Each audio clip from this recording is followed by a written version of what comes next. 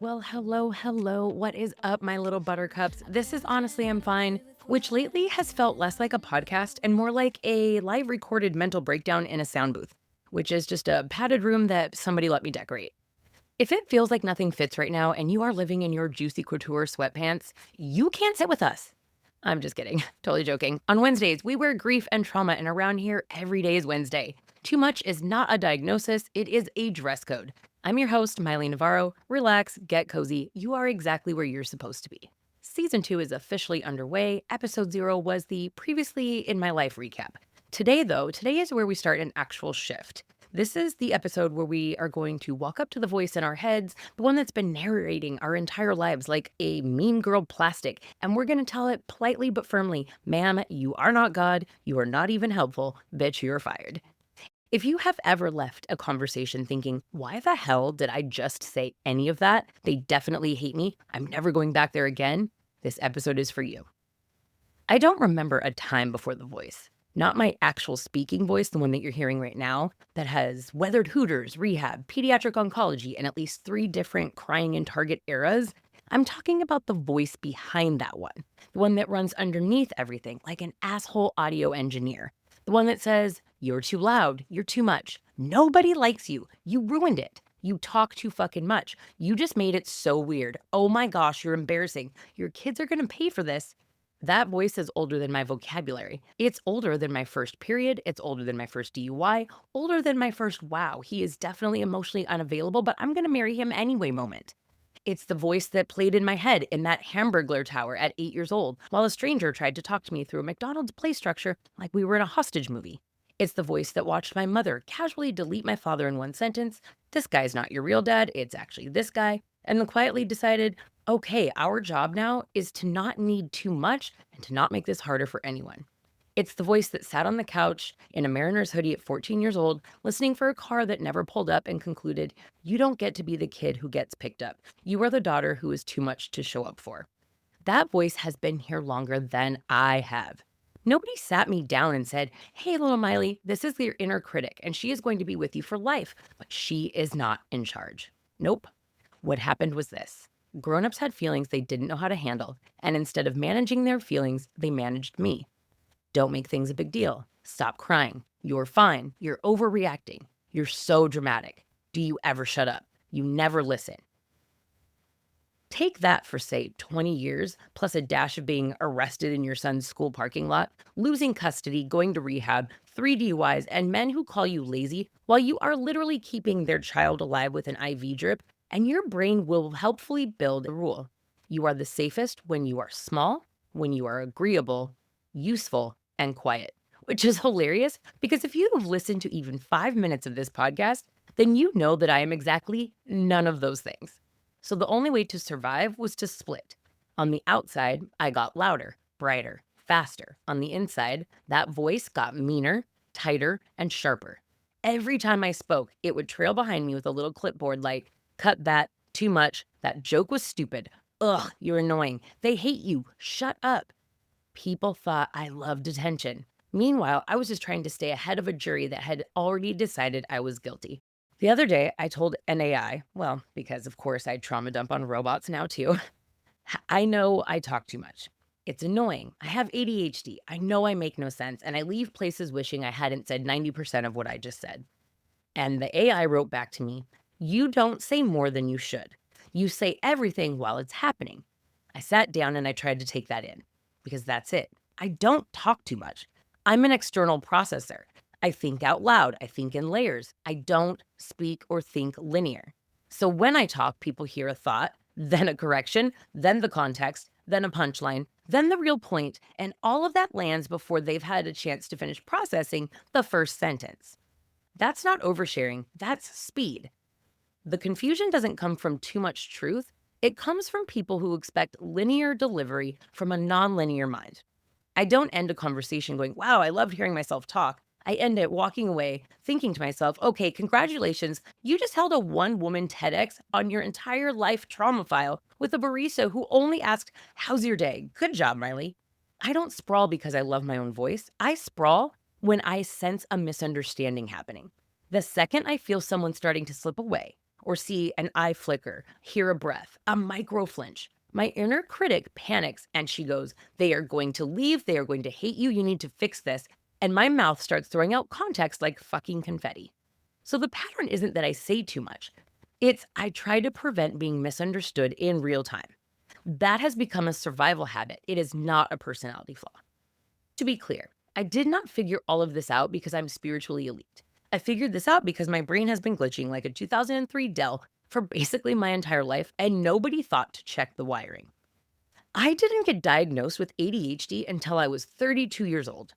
Before that, every meltdown, every lost key, every I forgot the form again moment was labeled as anxiety, depression, being lazy, you're irresponsible. People used to ask, "Do you have a planner?" Meanwhile, my brain was just running 12 tabs, 3 self-loathing and pity playlists, and a full-time shame mixtape in the background. Like my brain has been LimeWire for trauma, just downloading viruses labeled, "This will make you better," since 1995.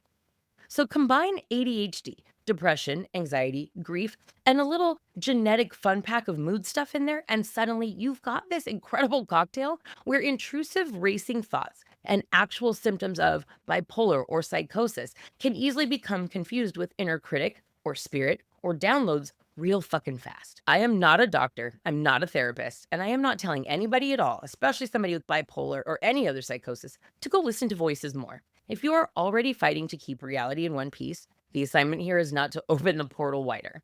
The assignment is to stay alive, stay treated, and let professionals help sort out which channel is which.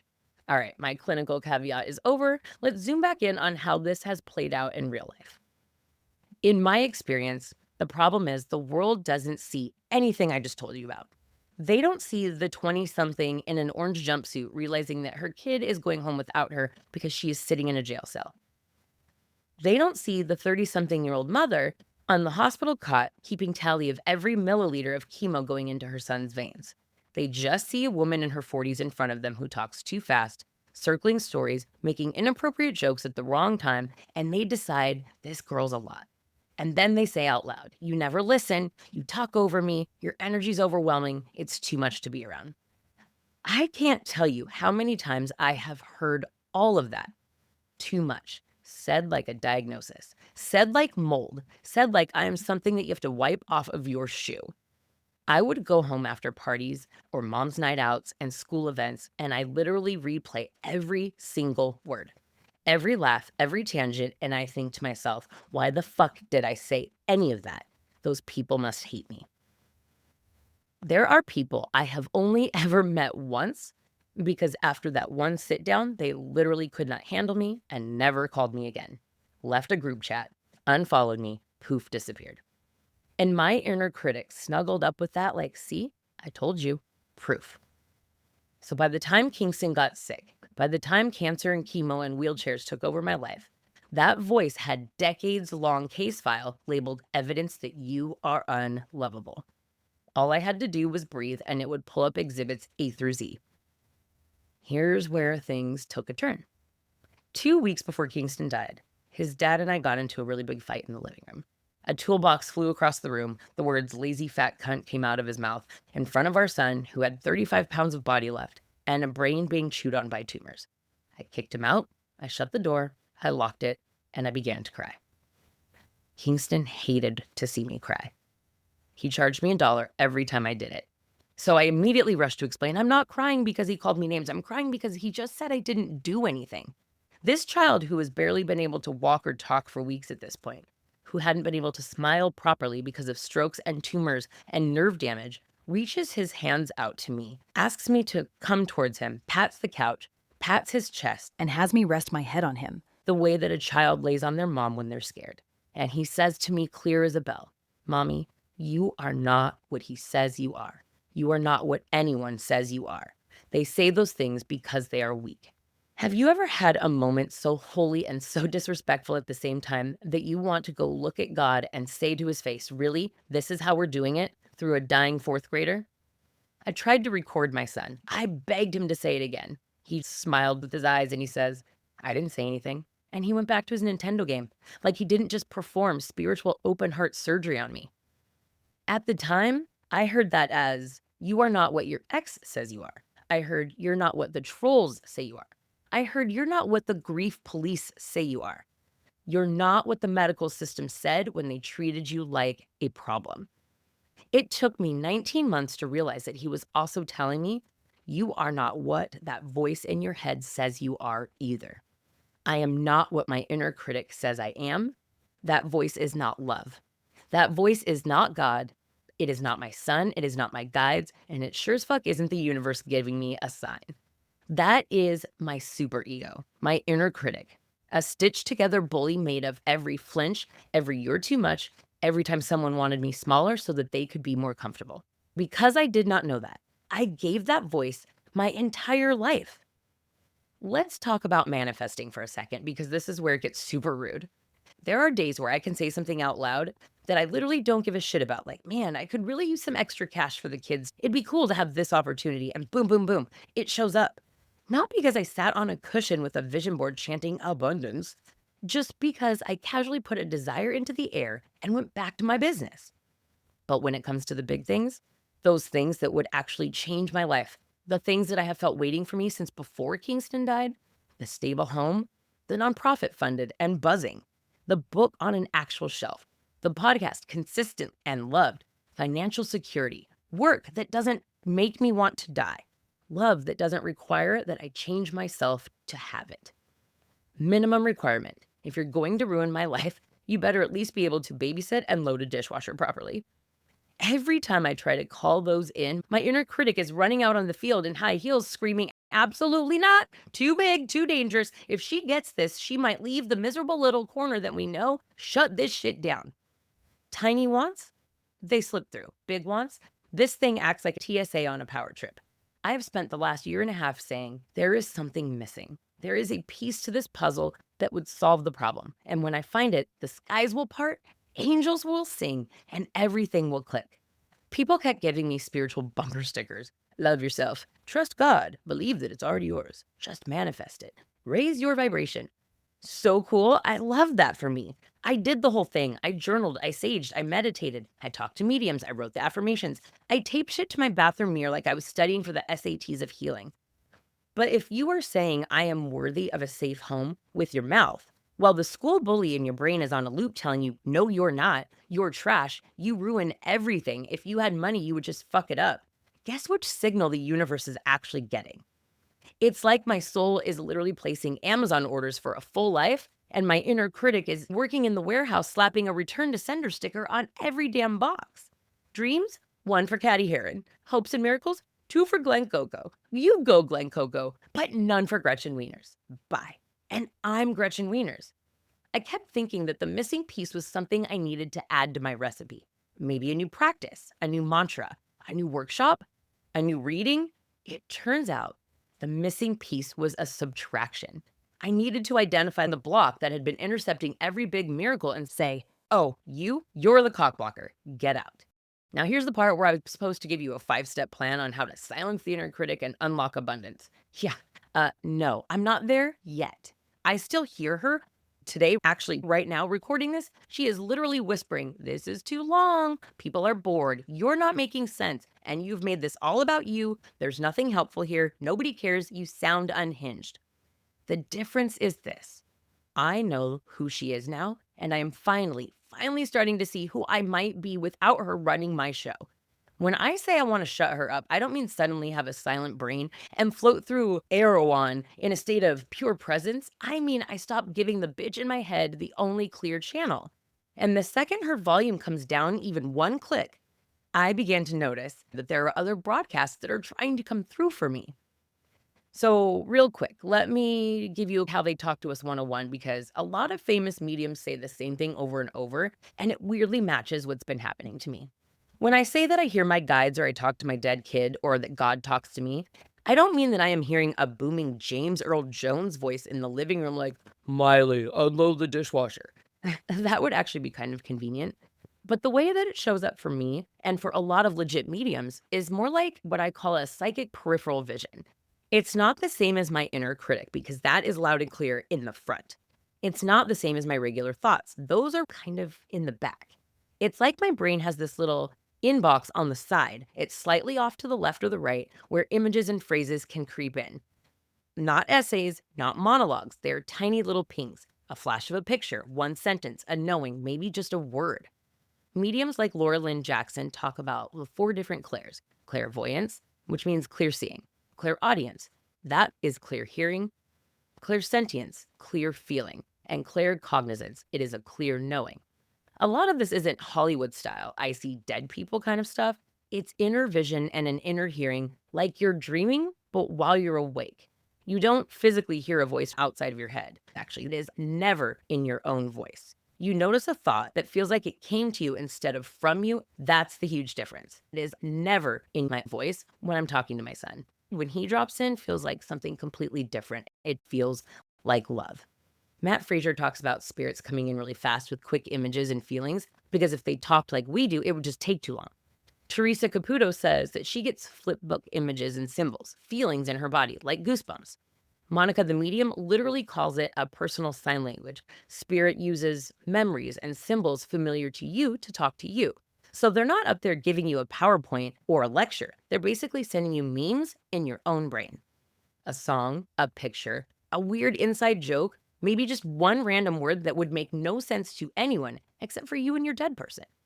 My son and my guides feel like that thing in your peripheral vision, slightly off to the side, short, calm, and oddly specific. They never ramble. They don't insult. They never give me a 40-minute monologue on what a disappointment I am.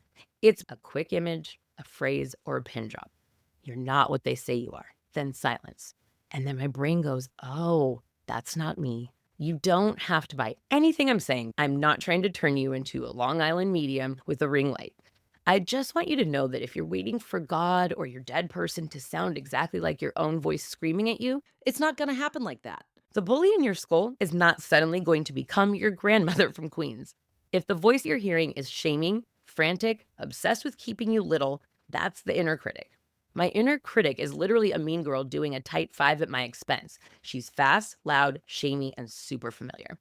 If it's loving, brief, oddly clear, and feels like it hit you from the side instead of bubbling up from anxiety stew, that would be something else.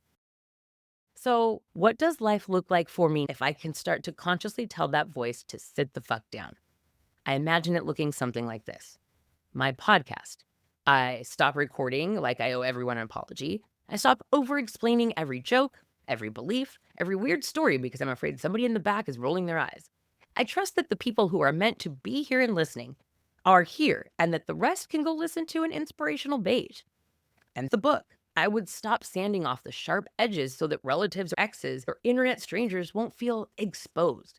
I would write what actually happened, how it actually felt, and trust that the truth will find the readers who need it. My nonprofit would boom. It would blow up. I would stop asking, who am I to demand better for cancer families? And instead start asking, who the hell am I to not after what we lived through?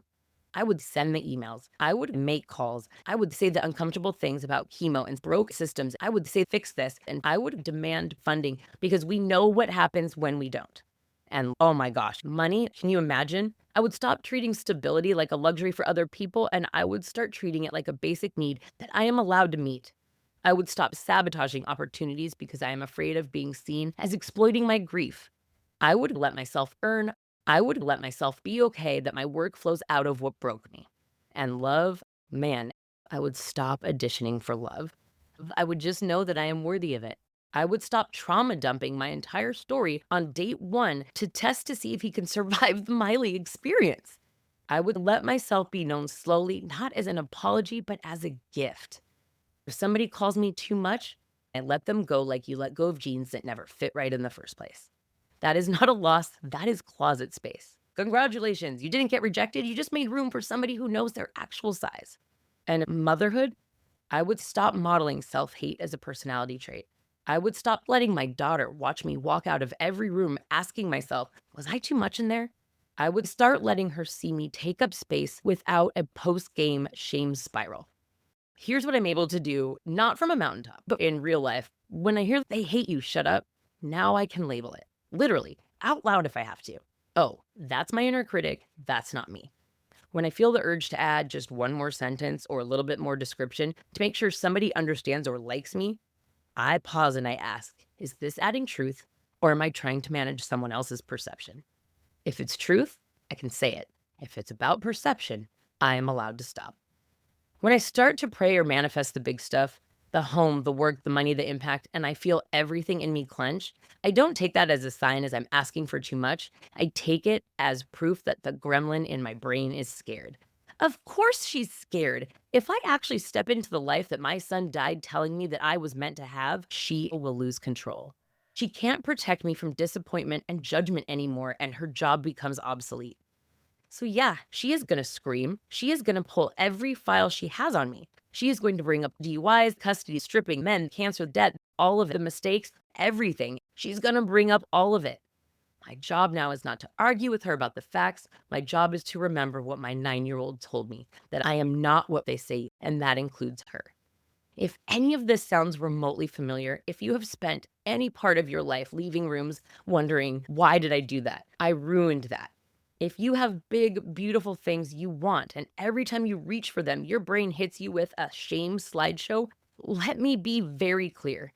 That voice is not evidence, it is programming. It is not being realistic. It is the part of you that learned a long time ago that being small and sorry and self critical was safer than being fully seen for who you are.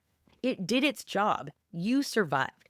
Thank it for its service, and then little by little, stop letting it sit in the director's chair. Ask yourself next time you feel small in your own life, what if I'm not what they say I am? What would I dare to want if that voice was not in charge of the microphone? You don't have to fire her all at once, but you are allowed to stop taking her performance reviews as gospel. Before we wrap, I want to give you something that's going to feel liberating the second you do it. Not 3 weeks from now when your inner critic has a finished workbook. Here is your challenge for the week, and I'm doing it with you. Let's pick one place in our life where that voice has been the loudest. The thing that you keep circling and then backing away from because the soundtrack in your head says, who the hell do you think you are? Job, money, love, posting online, asking for help, whatever it is. Do one tiny, disrespectfully honest thing that voice doesn't want you to do. Not a thought exercise, an actual action.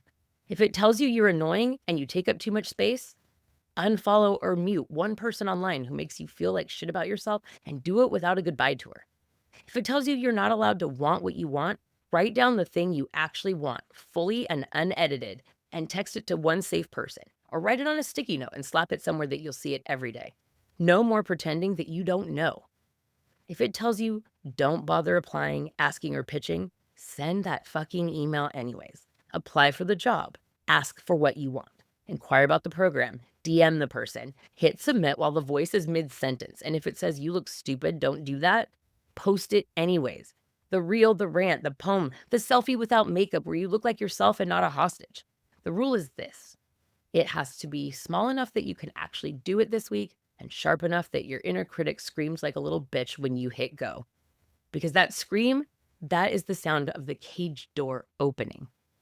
Next week, I'll tell you exactly what my tiny act of disrespect was and how it went, and I want to hear yours. So come find me on socials, tell me what you did, tag me if you're brave, or DM me if you're not ready for the group chat. I'm nosy. I want the receipts. It is makeover time, bitches. This season, it's not just me talking about taking out the Regina George that's living rent-free up there. It's overthrowing the plastics and taking back our own damn table.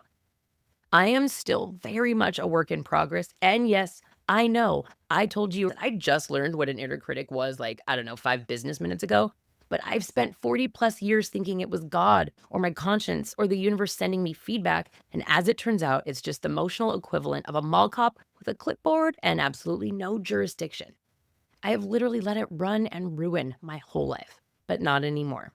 From now on, if that dusty little hater wants to give notes, she can start a podcast like everyone else. So yeah, this is where season 2 of Honestly I'm Fine is starting for me. Not where my son died, we've been there. Not at I believe in science, we've already been weird over here. Season 2 starts with this. Maybe the missing piece isn't out there. Maybe it's the voice right here. And maybe the bravest, most spiritual thing that I can do is finally tell her, thank you for trying to keep me safe. I'll take it from here.